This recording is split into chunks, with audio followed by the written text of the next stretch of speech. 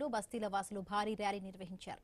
NTR gardens నుంచి అమరవీరుల దీపం వరకు సాగిన ఈ ప్రదర్శనలో బోడుపల్, మేడిపల్లి, వట్టినాగులపల్లి సహా పలు సంక్షేమ సంఘాల ప్రతినిధులు పెద్ద ఎత్తున పాల్గొన్నారు. జై రేవంత్ రెడ్డి, జై రంగనాథ్ అంటూ ప్లకార్డులతో నినాదాలు చేసిన కాలనీ వాసులు పర్యావరణ పరిరక్షణలో హైడ్రా కీలక పాత్ర పోషిస్తోందని కొనియాడారు. కేవలం 2 సంవత్సరాల్లోనే లక్షల కోట్ల విలువైన ప్రభుత్వ ఆస్తులను కాపాడారంటూ కితాబిస్తూ ఈ తరహా వ్యవస్థను తెలంగాణ వ్యాప్తంగా విస్తరించాలంటూ విజ్ఞప్తి చేశారు.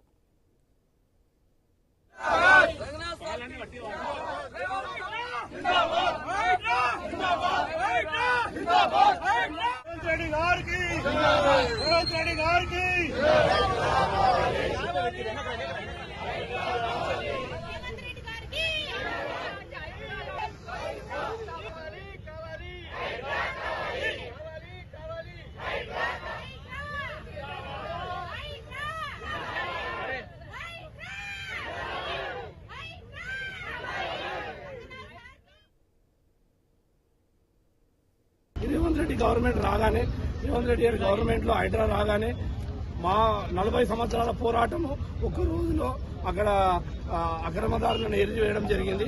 అక్కడ అక్రమంగా జరిగిన కట్టడాలను డిమాలిషింగ్ చేయడం జరిగింది.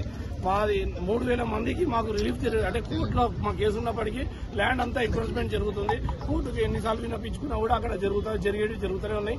కానీ కోర్టు కన్నా ఫాస్ట్ గా కోర్టును నమ్ముకొని మేము ఉన్నాం. ఇన్ని సంవత్సరాలు 40 సంవత్సరాల నుంచి ఉన్నాము. 40 సంవత్సరాల్లో మా కోర్టు నమ్ముకొని ఇంకా కేసు చుట్టూ తిరుగుతుంటే మా దాంట్లో ఒక 500 మంది చనిపోయింది. అయినా కూడా మాకు న్యాయం జరగలేదు. ఇంకా కోర్టు చుట్టూ తిరుగుతూనే ఉన్నాం. కానీ మధ్యలో వచ్చిన హైడ్రా వల్ల మాకు న్యాయం జరగకపోయినా రిలీఫ్ జరిగిందండి. గత 20 ఏళ్ల సంది పార్క్ అనేది కబ్జాలో ఉండే దాన్ని మన హైడ్రా టీం ఇమీడియట్ గా స్పందించి రంగనాథ్ సారు వారితో పాటు సిఐ రాజశేఖర్ సారు వాళ్ళ టీం అందరు కలిసి మా యొక్క పార్క్ ని 1166 గజాల పార్క్ ని వాళ్ళు మాకు ఫెన్సింగ్ చేసి ఇచ్చారు. సో దానికి మేము చాలా కృతజ్ఞతలు చెప్పుకుంటున్నాము.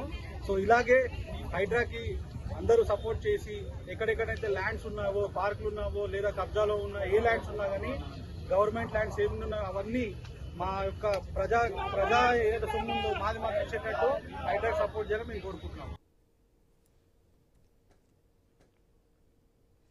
ప్రముఖ కవి అందే శ్రీ జయంతి